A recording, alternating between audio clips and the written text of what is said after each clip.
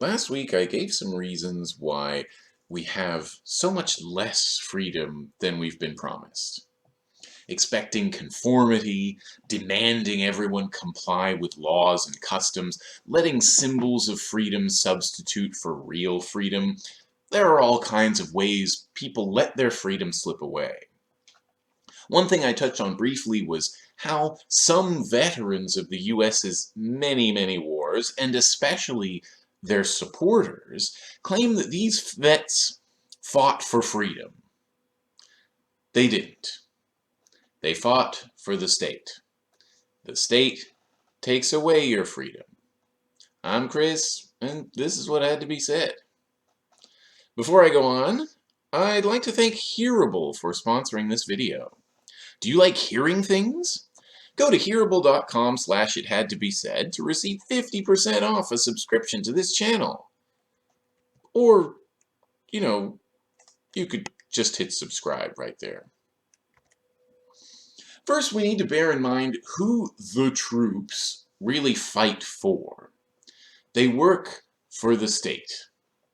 If you don't know what the state is, don't worry, most people don't. I've got a video explaining it here. But even if you only have a vague idea of what the state is, you might agree you can't trust much of what it says. We learn in school and history class we're supposed to respect all the heroic troops throughout the history of our country, whatever country, who fought to give us freedom from some tyrant and create this perfect country that we live in. But that's not what the state does. We're always getting told it defends us against tyranny, but the state is the tyranny. If you wanted to conquer and colonize people, what would you do that's any different from what any state does? Probably not much, since conquest and colonization, and then institutionalizing it so it can last over time, is how states work, and how they establish themselves, and how they stretch out into today. They enable a small minority of people to rule over and live off the labor of others. That is their purpose. That's the state, or class society, or social hierarchy in a mass society, whatever you want to call it. The purpose of the military, just like the bureaucracy, the police, and all other state agencies, is to maintain and strengthen this hierarchy. That's why you can be sure whenever a state's own citizens threaten its existence, soldiers will be used to stop them. All they need to be told is the target is a terrorist or insurgent or whatever new term the generals cook up for the purpose. Well, I don't know who it is that makes these terms up, but it's probably the same people who told everyone to support the troops, because you owe them for some words on paper that say you're free. It's not that you can't go to war for freedom, it's that a state would never go to war for freedom. I'd like to know precisely when US troops have ever fought for freedom. The War of Independence? Hardly. Who was emancipated by that war? They just switched masters from a foreign king to a local president. Slaves were still slaves, women were still pretty much slaves, poor white workers were still poor white workers, and indigenous people were still being massacred to sustain the growth of the new state and its land-hungry colonial economy. None of the US's wars of the first half of the 19th century had anything to do with freedom. Most of them aimed to wipe out native tribes and expand the territory available for slavers. You could say the Civil War was about freedom, since it freed most of the people who were still enslaved, but then it was a civil war, so it was one half of the country against the other. So half the troops fought, arguably, for freedom, while the other half fought against it. And given all the mythology surrounding this war, it's not surprising even today there are millions of Americans who identify with the pro-slavery side. Besides, slavery didn't end with the Civil War. Have you read the 13th Amendment? You can still be enslaved if you commit a crime. Huge corporations today make bank off the slavery of prisoners, most of whom are black and Latino, but I'm sure that's just a coincidence. But hey, they committed a crime, right? So they deserve to be imprisoned and enslaved. I mean, how much would you have to hate freedom and love punishment to think that way? Crime is whatever activity politicians wrote down that they want to punish. People who claim not to believe in politicians still tend to turn off their brains whenever someone says, "It's the law." Yeah, I love freedom, except when it's not allowed. Speaking of crime, in all of these wars, your troops committed war crimes as defined under international law. Like most laws, international law is just another tool of oppression and propaganda, and it's obvious because when states like the US, UK, and Russia violate international law, nothing happens. Whereas if it's in their interest, they'll insist on enforcing it. Occasionally, a soldier will get prosecuted on a national or even international level, but only after some kind of really gruesome crime slips out, and there's a major public outcry, like when this guy and others from his unit killed a bunch of people in Afghanistan for sport. In war, kidnapping, throwing people in cages and torturing them, sexual violence, hunting and killing people are all normal. So nearly all incidents go unreported or at least unpunished. The courts throw the book at a few of the worst violators to pretend there's justice, but otherwise the system creates the conditions that make killing and torturing inevitable. Where was I? Oh, the Civil War. After the Civil War, a more united states engaged in small-scale wars and occupations all over Latin America, plus China, Korea, and the Philippines for decades up till World War I. Well, and after World War I. They were mostly to open up markets for US corporations to extract resources and cheap labor. The freedom for huge corporations to do whatever they want, that's a kind of freedom. World War I was a huge, pointless bloodbath. I mostly blame Woodrow Wilson for the US's involvement in that one. He was worried if Britain lost, it wouldn't be able to pay off its loans to the US. Aww. So, of course, Wilson's banker buddies couldn't allow that. So Wilson manufactured consent to join the war in Europe. He set up the Creel Committee as the propaganda agency that would trick Americans into wanting a war that wasn't in their interest. And they fell for it, like they always do. You can also blame Wilson for the catastrophic results of the treaties that concluded that war. With US support, the Allies destroyed German forces and imposed a humiliating peace on them that, of course, we know Hitler would use to rise to power a decade later. They also carved up the world into nation-states and killed thousands of people in the Middle East who didn't like the new configurations. That's what happens when people try to reorder the world. They just can't bear to let anyone be free.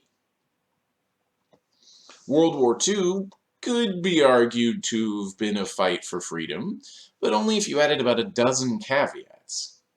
It's not that they shouldn't have stopped German and Japanese imperialism and genocide, just that freedom was never the intention and wasn't really the outcome either. World War II was rival empires allying and then fighting each other for hegemony. The Allies obviously didn't care about Jews, as both the US and Canada turned away ships full of Jewish refugees during World War II, many of whom were sent back to Europe and killed. And the USSR was notoriously anti-Semitic under Stalin as well. The Allies firebombed places like Dresden and Tokyo for no strategic purpose, not to mention dropping a couple of atomic bombs. They claimed it was to break the people's morale, but they were bombing civilians, people with no influence on Hitler or Tojo whatsoever. How many innocent people does someone have to kill before we stop making excuses for them?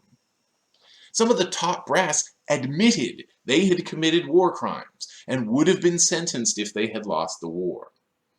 International law prohibits the indiscriminate bombing of civilians. Even back then it did. Except, again, international law isn't really enforced against the most powerful actors in the system. Most people were no freer after this war than they had been before it, except people in Germany and Japan. When the Allies liberated the concentration camps, they didn't free everyone, because homosexuality was against the law under the Allied states, and it was against the law in Nazi Germany, and the Allies didn't change the law. So many of the LGBT plus people, who were given a pink triangle in the concentration camps, were transferred to another prison. After the war ended, Allied troops facilitated the forced transfer of millions of ethnic Germans from Eastern Europe, hundreds of thousands, maybe millions of whom were killed in the process, and something else I'd rather not mention, but it's also tragically common in war. Finally, in the 80 years since World War II, US hegemony has killed tens of millions of people around the world, either directly in wars and coups, like in places like Vietnam, or indirectly as the US props up dictatorships in Korea, Indonesia, El Salvador, Chile. Well, let's just say they've had lots of friends. Did the other wars make anyone free? How about Korea? Was South Korea free after 1953? How about Vietnam and Cambodia? Did the US help them get free? How about Lebanon, Grenada, Panama, Nicaragua, Somalia, Afghanistan, Iraq, Libya, or Syria? Why would you expect the troops to fight for freedom? Because of their long history of doing the opposite of that? Civilians are not freed by war. In World War I, most of the casualties were soldiers. As the technology for waging wars developed in leaps and bounds, and wars have gone smaller scale against more decentralized enemies, the ratio has flipped, and now most casualties of war are civilians. I don't want to go into any detail on the horrors inflicted on civilians during wartime, but you probably already know. Or if you don't, and you think your so-called country would never harm innocents, just take the horrors that you've heard about on the 75 World War II documentaries you've watched, and apply them to all these other wars, including the ones you're supposed to feel good about. Not only are wars rarely fought for freedom, specific freedoms are eliminated on the domestic front during wartime.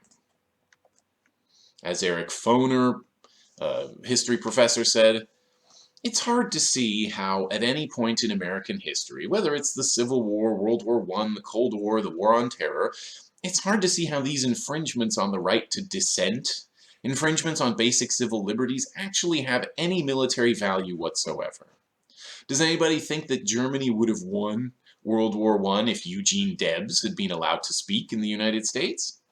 Or is it really the case that we can't allow people basic civil liberties, the right to a trial, the right to see the evidence against them, because otherwise Osama bin Laden is going to take over the world?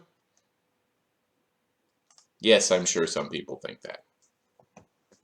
The state wants unanimity of thought. And during war, because it pleads necessity, the state can get away with enforcing it. Eugene Debs was jailed for speaking in public, for exercising the freedom of speech he was supposedly guaranteed, as if rights were really rights and not just rhetoric. He was arrested for opposing the draft. In other words, he was speaking against enslaving people to fight an unnecessary war to help expand a European empire. And that's why they threw him in jail. In the 1960s, Nixon wanted support for his war on Vietnam, but millions of young people were protesting it.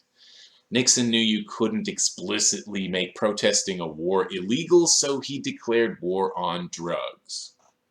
Smoking weed was common among those who opposed the war, as well as people fighting for racial equality. Nixon found it politically useful to escalate violence by claiming marijuana would destroy the country. And not enough people defied him to reject his policy and humiliate him like he deserved. Since Nixon's resignation, other power-hungry people have given the war on drugs a life of its own, with the purpose of attacking the working class and entire racial groups, as well as the politically unpopular. 9/11 led to so many infringements on freedom, it needs its own video. In fact, there's probably some out there, just not by me yet.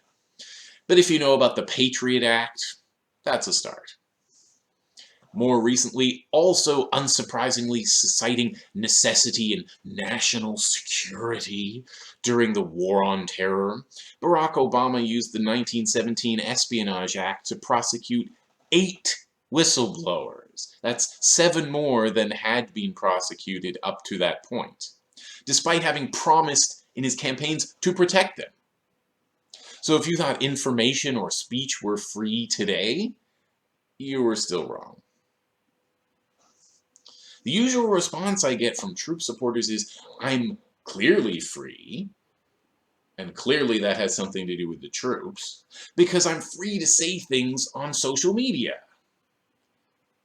First of all, no, I'm not. My channel could get shut down, like other people's have. YouTube is a privately owned platform, and it silences people every day, just like Facebook, Twitter, and the rest of them. Oh, by the way, I'm on Mastodon now. Come find me. And I'm not certain that you're free to say the things I say in public, either, for several reasons. For one thing, there are civilians who would try to silence you and beat you up for it, and especially if you say anything about the troops that goes against the accepted orthodoxy. As we saw last year, civilians will kill you with their cars if you dare to fight their beloved white supremacy. For another thing, you need a permit to gather, which means you're only allowed to address a group or give a speech in public without facing violence if you pay and wait for permission from the state. In other words, you do not have freedom of speech. The police can shut you down just for drawing a crowd. Anti-war protesters, G8 summit protesters, climate protesters, anti-racist protesters, they've been getting arrested for decades for peaceful assembly. It should be easy to find examples with the right keywords, but let me know, and I'll find you some of the videos that I've seen. In 2020, practically every day for 6 months there were peaceful protests, but the news and the police kept calling them violent. So police indiscriminately fired on and arrested protesters, whatever they were doing. Again, should be easy to find videos on it. Then, shockingly, incomprehensibly, the protests turned violent. I don't advocate violent protests on this channel, but when you criminalize peaceful protest, it's probably inevitable. Cops will beat and kill protesters, and regular people will say, those protesters should have gone through the proper channels. Did they have a permit for their freedom? So when did the troops fight for freedom? In their imaginations? Their intentions don't matter. The system is what matters. In this case, it's the military, but the military works for a bigger system called the state, and the state is in turn part of other systems, like the interstate system and the capitalist economic system. Soldiers serve that system when they follow orders. That system does not make you free. It makes you a worker, a peasant maybe, a cheerleader for an empire, anything but free. Your troops are the backbone of the state that takes away your freedom. Why would you support them? Because you're afraid of whatever foreign threat the propaganda invents for you? Were you afraid of Saddam Hussein when the US was manufacturing consent for its invasions, plural, of Iraq? Were you afraid of terrorists and insurgents and enemy combatants during the War on Terror, which isn't really over, by the way. Well, why do you think these so-called terrorists are angry? Could it have anything to do with having put up with imperial invaders and occupiers for decades? Besides, don't you know any of the statistics? Do you have any idea how unlikely it is you'll get killed by random acts of terrorism? Almost anything you can name is more likely to kill you. Lightning, dogs, deer, peanut butter, falling off a ladder, and falling out of bed. Terrorists cannot take your freedom away. They do not have the power. They don't pass laws over you. They don't give you orders. They don't fill your head with propaganda. You lose your freedom every time you and everyone else accepts the government's claims and policies. A love for the troops seems to go hand in hand with accepting whatever lies the government tells about its foreign policy and the necessity of taking away your freedom to keep you safe. More to the point, why do we accept media and state definitions of all these words? We simply accept that killing a few people in a spectacular manner by a non-state actor is terrorism, which is incomprehensible and unforgivable and requires a military response, while bombing a wedding or a hospital or torturing thousands of innocent people is just a mistake. Whoops! Sorry to have killed your whole family. Say, you haven't seen a Mr. Bin Laden around, have you? So we have endless excuses for state violence, but terrorism is simply evil, with no motivation other than to hurt people, and we need to invade and occupy Afghanistan for 20 years to prevent it. That's how powerful propaganda is. What's more, think about how much extra security, so-called, that we put up with in the name of stopping terrorism. There are security cameras around everywhere now, including on drones way up in the sky. Whatever we do online, we're under surveillance. Governments have claimed the right to detain you indefinitely anywhere in the world on suspicion of terrorist sympathies.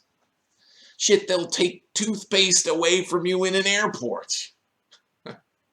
We're supposed to just accept it all, because we're supposed to get used to not having any freedom anywhere. There are no troops fighting against these trends. Anyone who thanks soldiers for securing their freedom has it backwards. Soldiers make war possible, and war, like any crisis, is the excuse to take away freedom. The troops could always fight in the service of freedom if they rebelled against their commanders en masse, or if they just went AWOL. They could go to places like Rojava, where there are free societies trying to survive.